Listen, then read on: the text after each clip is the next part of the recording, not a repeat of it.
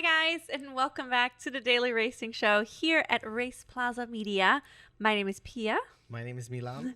And today we're going to talk about racing news all about Formula One.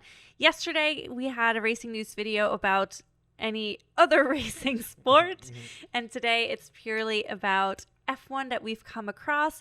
And then, of course, last night was the Japan Grand Prix. We won't talk about it today, but tune in this upcoming week for a breakdown of that or a little recap of it, our thoughts on it. So definitely stay tuned for that. So, Milan, do you want to kick us off with some F1 racing news? Yes, okay. So I will say I'm a little sorry that a lot of my stuff is a little bit Mercedes heavy today. Okay.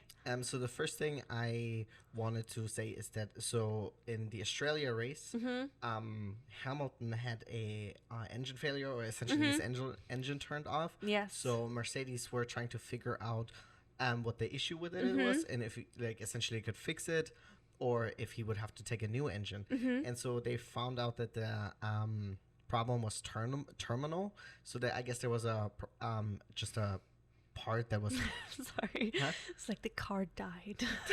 Yeah, I know. In the the article, engine died. Like terminal. I'm like, oh, serious business. So I just used the same wording. It's just the word in like a car. Yeah. Really, it's like terminal. Yeah. Okay, yeah. Sorry. But it does have maybe down the line some implications, which means that he only now has 3 engines left for the rest of the year, and then he also might have to take a new, I think, power unit with him, or at some point he might go over that limit, and then he would get some grip penalties. Yeah. So this is a little bit unfortunate. Which is, I feel like, a common thing nowadays since they've had the limit on it. A lot more people have power unit, like grid penalties, later on in the season. Yeah, yes, because of that too. But however, that's like one thing that Mercedes really hates. Like, I mean, everyone hates, of course, problems and stuff like that. But like, apparently, like Mercedes is really big on that, because it's like a subconscious thing that you don't want to see the F1 car constantly failing, because when you then see a Mercedes on the street, you you might not want to buy it. Yeah, that's apparently what I've heard. I do believe there's some maybe. I mean, it might be in like the back of the mind for some people, because I mean, there's cars like you won't buy a Red Bull car. Exactly. Yes. And a lot of us would probably be more likely to buy a Mercedes before they buy a Ferrari, because the gap. Yeah, or even a McLaren or an Aston Martin. Exactly. Like a Mercedes seems the most affordable for most people. Yes. Yeah. Yes. I mean, they're still expensive, but they're probably easier to get to. It's more attainable. Yes. So he's gonna have to take that. Okay. Yeah, so he will that's just the way it is. Okay. Now, do you want to say something, or do you want me to continue talking about things that broke? Oh, gosh. Okay, well, yeah, why don't you continue? It's not good. Oh, no. This is not good. This is the bad news. So, I don't know. So, to get you guys up to speed, last race in Australia, in the free practice 2, Albon put his car into the wall, and the chassis broke. No. Then he had to take Sargent's car to race, and Sargent wasn't able to race at all. Now, is the chassis not ready? No, the chassis was ready, but they were like, "Hey, Albon gets the good car, and Logan now gets the repaired car." And then, as of probably 30 minutes ago, and this is a little look behind the scenes, because we're filming this a little earlier. Yeah. Logan crashed in free practice, and we don't know if they will be able to fix it in time, because apparently the third chassis won't be available for Williams until Miami. Bro. Yes. Miami is in May. Yeah. That's a whole month. Yeah, when I was getting ready, I read that just the free practice one had to be red flag, because Bro, that's crazy. He crashed, yeah. Jeez, I mean, we had talked about it last week in our racing news video, since last week was a down week. Yeah. And wait, was last week a down week? Yeah. No. Yeah. Yeah. Sorry, weeks are. Was it? No, last week was Australia. Was it? Yeah. Okay. Yeah. I don't know. Life is a blur. I don't know. But we talked about the chassis, whether or not Williams will have it ready, and that they shipped it to England like overnight, and they immediately went to work on it. No, sorry, last weekend wasn't the week before. There was a 2-week gap between Australia. Not that it's. I mean, whatever. But it's a 2-week whatever. gap, But we had talked about it, that it was like, ooh, whether or not. Yes, yeah, it was 2 weeks ago. But it was the question whether or not Williams was going to have it ready. We already knew that they won't have the third chassis ready. But like, bro, that they give Alex the better car, then poor Logan, bro. Like that he crashes. It's also funny. I don't really call him Logan. I call him Sergeant, and I call Albon and not Alex. Yeah, I usually call him by his last name. It depends on the driver, I think, but yeah. Anyways, off topic again. But I feel like I also read, it was just like a headline or maybe a comment somewhere, but that Williams is like, they're trying to fix a tire while driving. Like it's so like impossible to fix something while you're still using it. Yeah. So it's like hard to play catch up when they're in the middle of the season. Yeah, and especially right now, I think we're also going to get into it where you don't have a lot of downtime until like the However, I guess maybe the good thing is they are going to Austria mid-April, so they'll be a little bit closer to home. Yes. So that might have some benefits. That would actually lead me into my third news. Oh, I have some news about Austria. Okay, then you go ahead. Okay, I don't know if it's maybe the same news. Thing. Are we talking, is it Mercedes related? Yes, of course. Okay. Yes. So I read, and I'm sure now you've read that as well.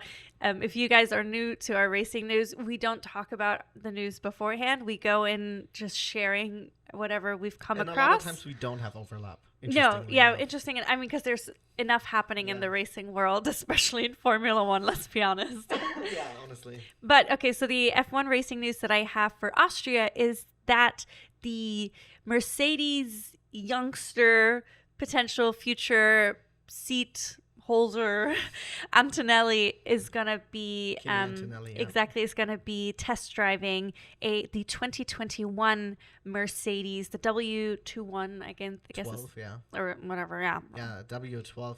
He'll be testing it in Austria. Yes. So at 17 years of age. Let's also point that out. At 17 years of age, which is bonkers. It is bonkers. Nowadays you have to be at least 18 to be in F1. I think when Verstappen was going into F1, he was 17, but they changed the rule afterwards. So you have to be of 18 years of age. Yeah. So Kimi is not ready yet, but he would be ready next year. However, there's lots of talk, obviously, who will get that second Mercedes seat. Yes. There's talks. I have some rumors about that. Do we have the same rumors about it too? Rumors, even though that wasn't like one of my big stories. The Kimi Antonelli was one, and then the other one is that apparently there has been some little talks about Vettel. Sebastian, our boy or man, 4-time world champion from Germany, Sebastian Vettel, has apparently had a few minor conversations with Toto, or it has been mentioned. And I feel like, at least from what the interview that I've read or the article that I read, that he might even be leaning more towards F1 potentially versus participating in like Le Mans.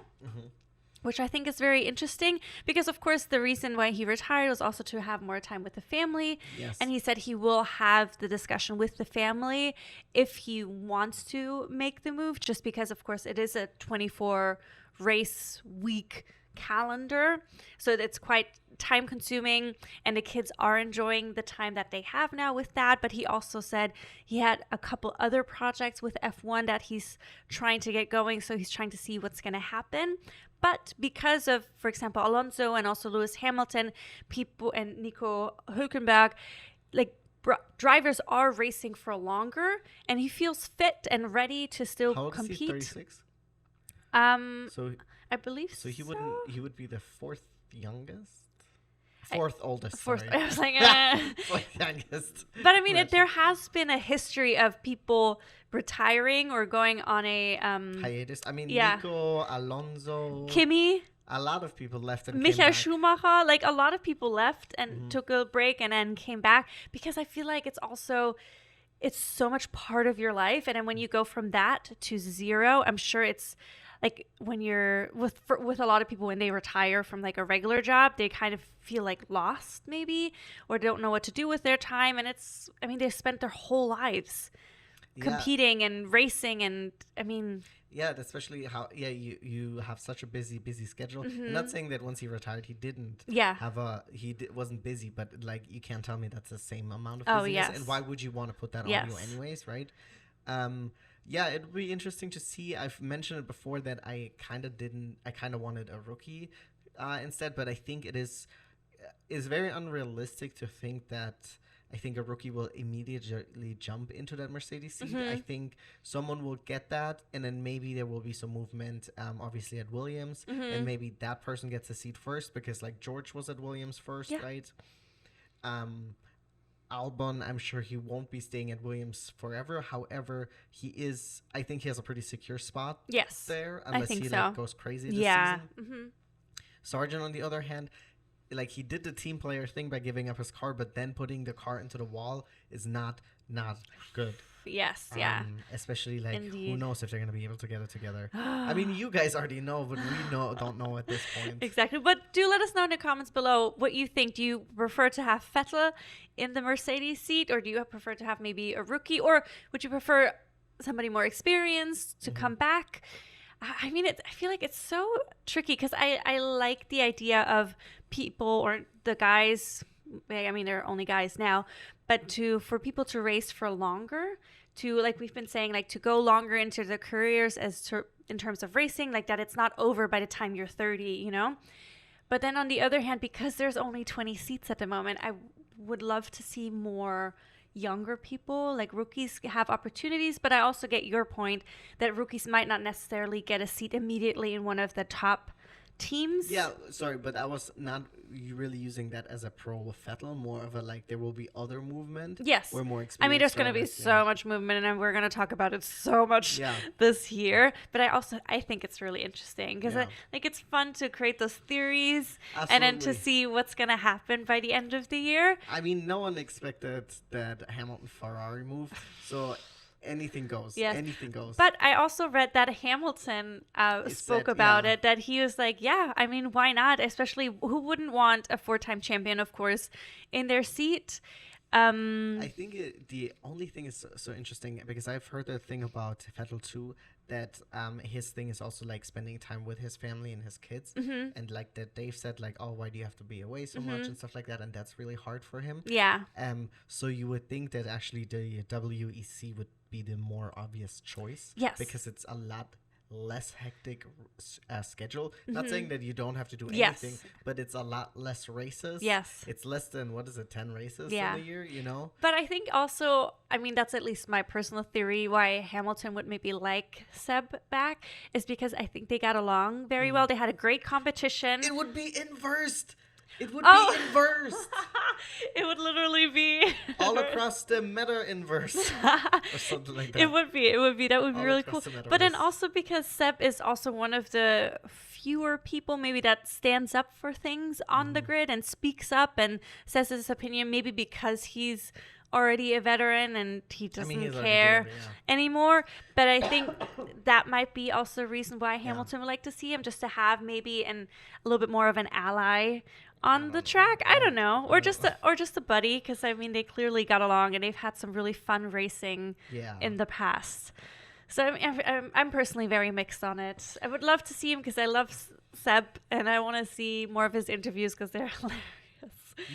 But and also his racing, because he just had such a poor experience with Aston at the end, and I just wish he could have ended his career on a little bit more of a high. Yeah, but then going to Mercedes. Right, I know, of course, especially I mean, we'll see did what. You hear also, sorry, that Toto is not canceled. He was not supposed to be there for the Japan race, but because Mercedes has been doing so badly, he canceled, and he is gonna be there now in Japan.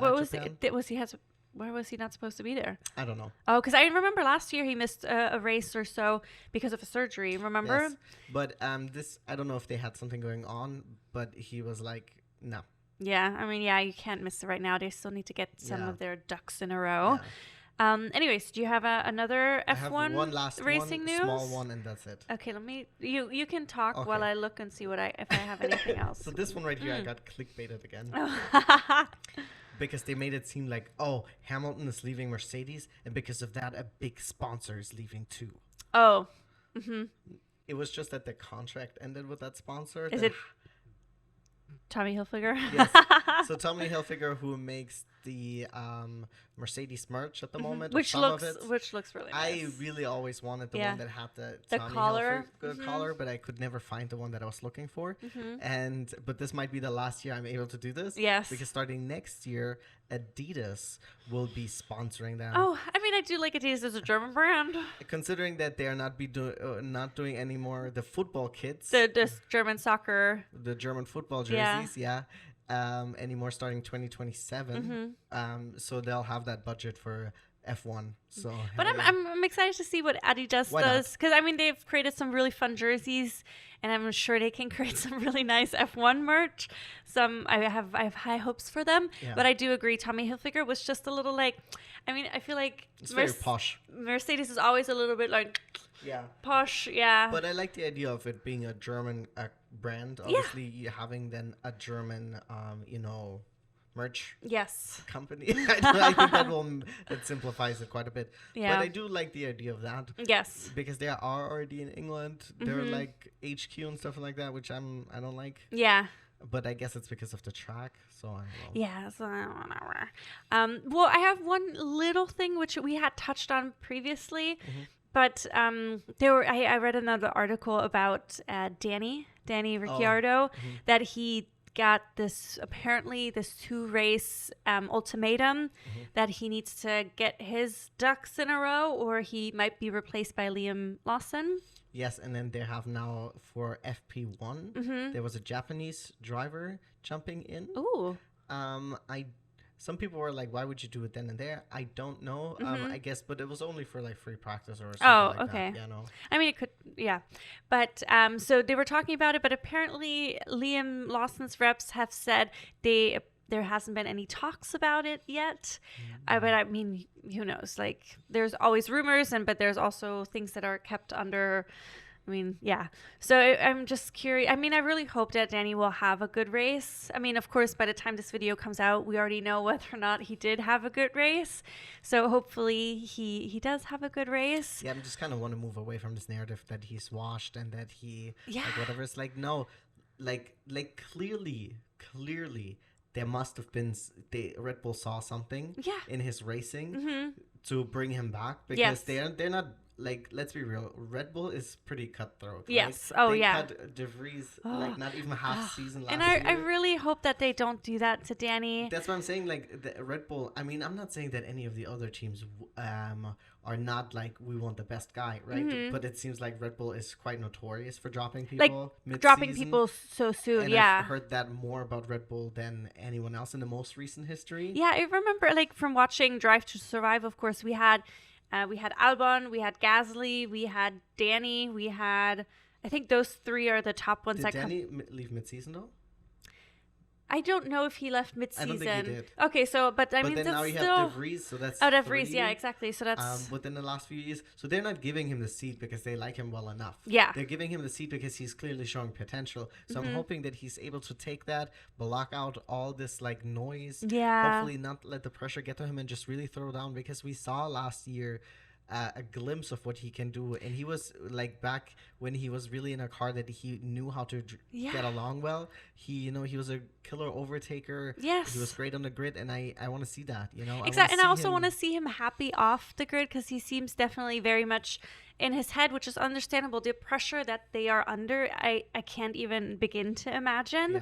So I hope he does well. At least that he competes in a level that it's more equivalent to how Yuki is performing, so they will give him more time in the car. Yeah, ideally he would, in this race that happened last night. Yeah, he would have outpaced him.